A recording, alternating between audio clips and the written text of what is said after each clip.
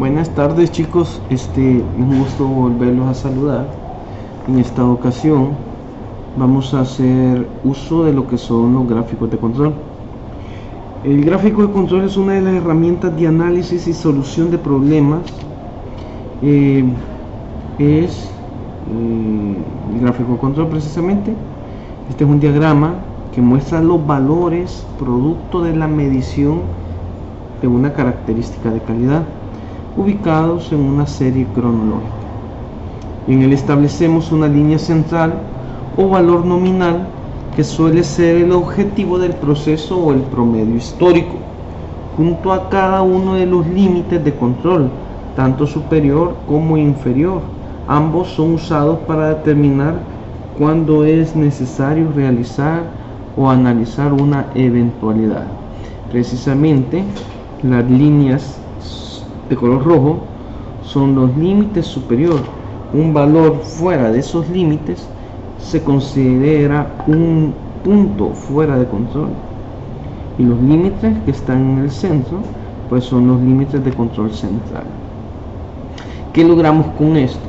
Imagínate que eres un productor de tornillos y que cada tornillo que haces debe medir en este rango de 3.55 y 3.6 centímetros.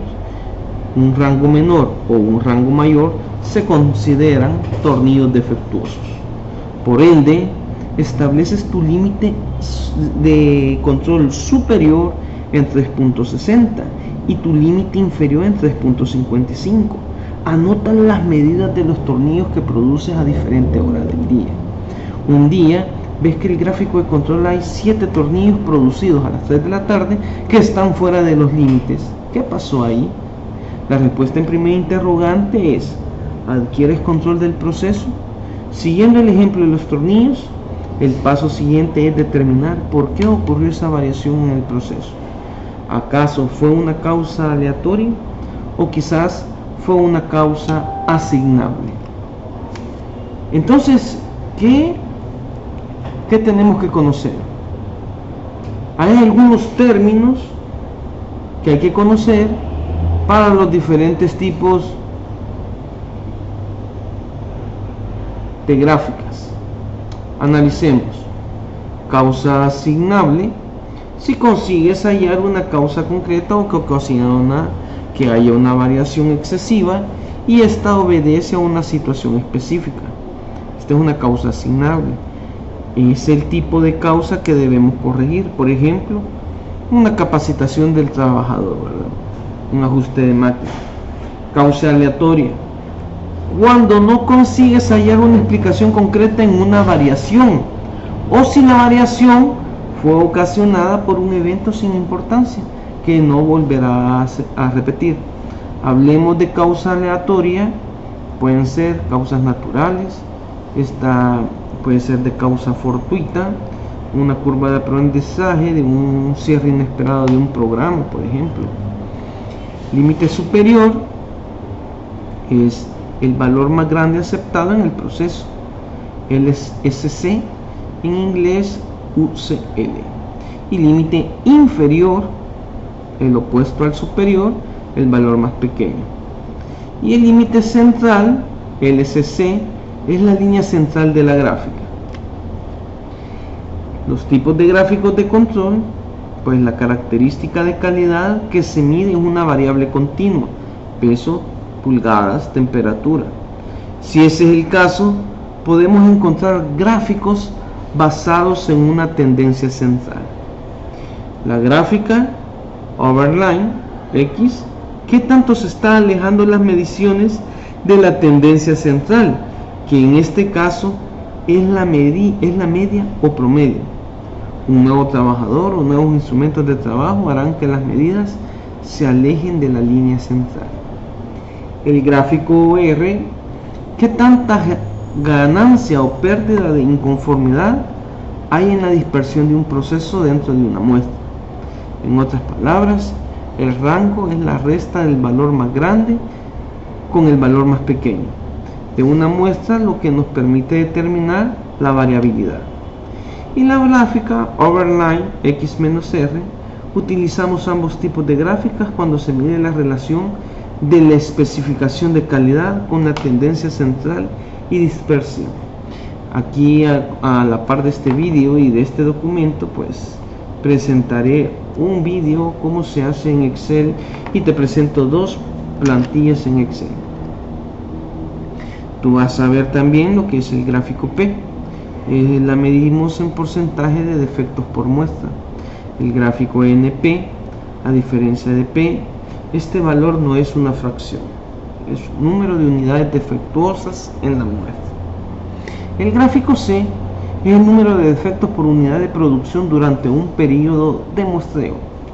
Los defectos son productos y se encuentran establecidos en un valor para definir a partir de cuántos defectos genera una unidad defectuosa. Y el gráfico U, similar al de P, pero parte del gráfico C. Se miden porcentajes de defecto en una unidad durante un periodo de muestra.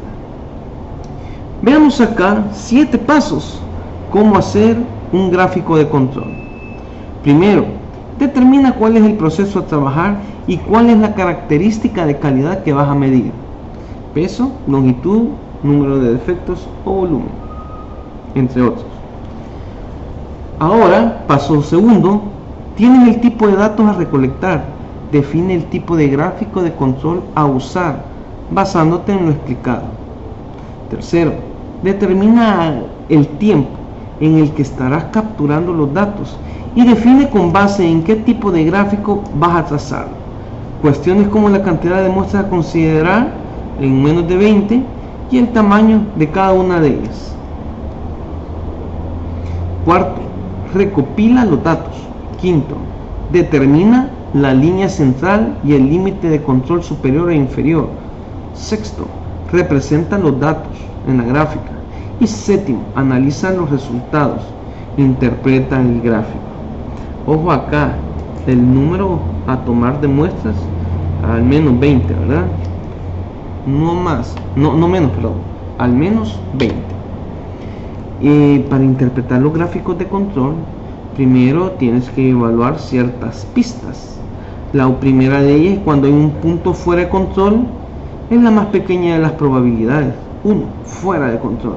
2, cuando hay 2 de cada 3 puntos sucesivos ubicados a un lado de la línea central y más 2 desviaciones estándar alejados de la línea. Tercera pista, cuando hay 4 de 5 puntos al lado de la línea central más de una desviación estándar sigma alejados de esta línea. Que estés observando puede ser considerado pues algo inusual. Cuando hay una serie de 8 puntos sucesivos ubicados a un lado de la línea central, sin importar cuántas desviaciones estándar estén alejados de la línea central: 8 de 10, 12 de 14, 16 de 18. Una quinta pista, cuando hay 6 puntos consecutivos ascendientes o descendientes. Pista 6, cuando hay 14 o más puntos consecutivos cruzando la línea central de arriba a abajo sin que haya al menos 2 puntos sucesivos en un mismo lado. Pista 7, cuando hay un patrón recurrente. A continuación vamos a ver un ejemplo de diagramas de control, en el cual tú vas a tener un lote de 20 piezas, como te lo dijo la teoría, por lo menos. El número de escritorios por lote, el tamaño del lote, el número de errores y la fracción defectuosa. Primero, se van a contar el número de defectos encontrados en las mesas de un lote. Segundo, se van a trabajar lotes que puedan tener diferentes tamaños. Tercero, los datos que se van a capturar durante los 10 días de producción se van a considerar 20 muestras, 20 lotes de tamaño de cada lote en un paso de 4. Y el cuarto son los datos recopilados cuya fracción defectuosa es el resultado de dividir el número de errores entre el tamaño del lote. Quinto, vamos a determinar la línea central y los límites de control superior e inferior. Vale la pena aclarar que cuando se hace el ejemplo se consideran todos los decimales. Sin embargo, en los gráficos y fórmulas que se mostrarán a continuación, solo se consideran 2 cifras. Por lo tanto, seguramente si se reproduce un ejemplo como se muestra, los resultados van a variar levemente. Entonces, esta va a ser la formulita de la desviación estándar, la fórmula del límite de control superior y el límite de control inferior, el número de desviaciones estándar se conoce como Z, la empresa limita los valores a 3 desviaciones, por lo tanto esto equivale al 99.7. Podemos tener un número de defectos negativo. La respuesta no. Es por eso que el límite central se redondea siempre a 0. Porcentaje en las cartas de control con los cálculos hechos.